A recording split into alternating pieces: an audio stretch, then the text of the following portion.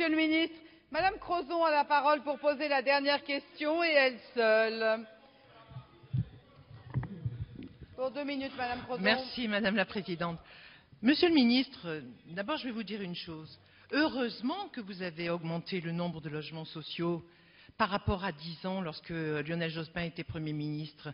Parce qu'il me semble quand même qu'en 10 ans, vous avez augmenté très largement le chômage, plus 1 million de personnes, de Français au chômage. Vous avez 1000 par jour en ce moment, Monsieur le ministre. Vous avez donc augmenté la précarité. Et je n'aurais pas, Monsieur le ministre, je n'aurais pas la cruauté de vous rappeler les promesses du candidat Sarkozy et la réalité que nos concitoyens vivent aujourd'hui. Bien, moi, je voudrais vous parler de l'ANRU et vous dire que si le PNRU paraît donner globalement de bons résultats, je vais cependant souligner un certain nombre de problèmes qu'il faudra résoudre rapidement. Tout d'abord, le travail d'évaluation de la politique menée par le CES de l'ANRU n'est pas satisfaisant. C'est souligné par un certain nombre d'acteurs qui le trouvent contestable et à mon avis, il faudrait rediscuter de cela très vite et faire une évaluation qui correspond à la réalité. De plus, ça a été dit, la suppression des contributions de l'État remplacées par des contributions sur le 1% patronal et le budget des HLM, qui est une mesure d'ailleurs scandaleuse, fragilise le système et ne stabilise pas le dispositif. Par ailleurs, le rapport du CES pointe également les difficultés que rencontrent les élus locaux pour élaborer et mettre en œuvre des projets de renouvellement urbain. Il faut donc que l'État mette à leur disposition des outils et un accompagnement. Il est aussi souligné par la Fondation de l'Abbé Pierre la persistance d'un décalage entre les démolitions et les reconstructions de logements. Près de 30 000 logements démolis n'ont pas encore été reconstruits, ce qui contribue à accroître localement des tensions, et nous le vivons tous, dans le secteur du logement social. Et l'une des réponses que vous n'avez absolument pas mise en œuvre, Monsieur le ministre, serait la mise en œuvre effective de la loi SRU, qui permettrait ainsi de mieux gérer le relogement des familles, qui se fait le plus souvent à proximité des immeubles détruits ou dans les quartiers, ce qui participe à la segmentation de ces quartiers.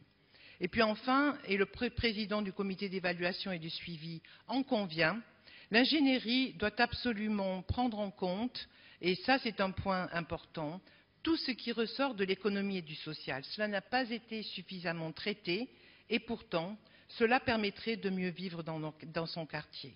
Voilà les quelques questions que je voulais vous poser, Monsieur le ministre. Merci, Madame. Monsieur le ministre, vous avez la parole. Madame la Présidente, Mesdames et Messieurs les députés, Madame la députée. Madame la députée, je vous remercie déjà de rendre hommage au travail de cette majorité qui a créé l'ANRU, notamment Jean-Louis Borloo qui en a été à l'initiative. Merci. Merci. Merci.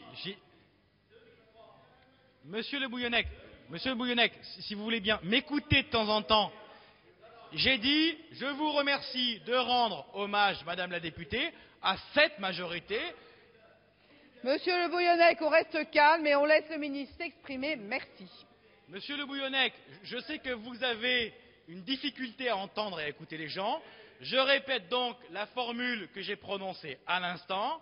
Je vous remercie de rendre hommage à cette majorité, je n'ai pas dit autre chose que ça, à cette majorité qui a mis en place l'ANRU et qui a mené de ce point de vue-là une politique en faveur du logement social sans précédent pour rénover l'ensemble des quartiers en difficulté.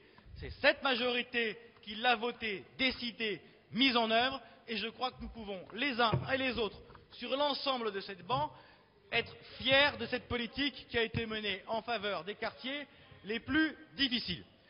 Deuxième élément, l'ANRU aujourd'hui est effectivement financée par le 1% logement. De la même façon d'ailleurs que l'ANA est financée à 100% par le 1% logement. Cette décision qui a été prise il y a maintenant 3 ans a eu pour... quelle est l'idée que nous avions? Était de dire que nous avions un 1% logement qui avait des niveaux de trésorerie très importants, à l'époque plus de 6 milliards d'euros, et que nous avons souhaité, dans un souci, 1, d'équilibre budgétaire, 2, de continuer à œuvrer pour les quartiers les plus difficiles, de transférer ce financement sur le 1% logement, sans mettre en difficulté, bien évidemment, ce partenaire historique et initial de l'ANRU. Troisième élément, vous nous dites, et je vous rejoins sur ce point, qu'il y a un décalage persistant entre le niveau de construction et le niveau de déconstruction qui affaiblit l'offre de logement, notamment en Île-de-France. Vous avez raison sur ce point. En 2012, ce sera la première année où nous construirons plus que nous détruirons le logement. Nous ne pourrons pas, dès 2012, bien évidemment, résorber le stock et les retards pris, mais vous conviendrez avant que moi qu'avant de reconstruire, il faut d'abord détruire. Donc c'était évidemment un cheminement logique. Par contre, dans les années qui viennent, nous allons accélérer le taux de reconstruction, diminuer les déconstructions et donc retrouver bien évidemment l'équilibre à terme à la fin du programme de l'ANRU. C'est dans ce sens-là qu'il a toujours été imaginé de faire ces programmes de rénovation urbaine.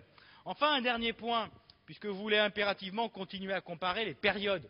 Je voudrais vous rappeler 2 chiffres, si vous le voulez bien. En 2000, puisque vous évoquiez cette date et le gouvernement de M. Jospin, juste vous rappeler que M. Jospin avait 4% de croissance. 4% de croissance. Je vous rappelle le débat sur la cagnotte. Je vous rappelle le débat sur la cagnotte. Et je vous rappelle que vous avez continué à faire de la dépense publique, que nous devons aujourd'hui continuer à financer et qui continue à endetter la France. C'est ça la réalité. 4% de croissance, 38 000 logements sociaux. Pour ce qui nous concerne, moins de 1% de croissance et 125 000 logements sociaux. C'est ça la différence entre vous et nous. Merci, monsieur.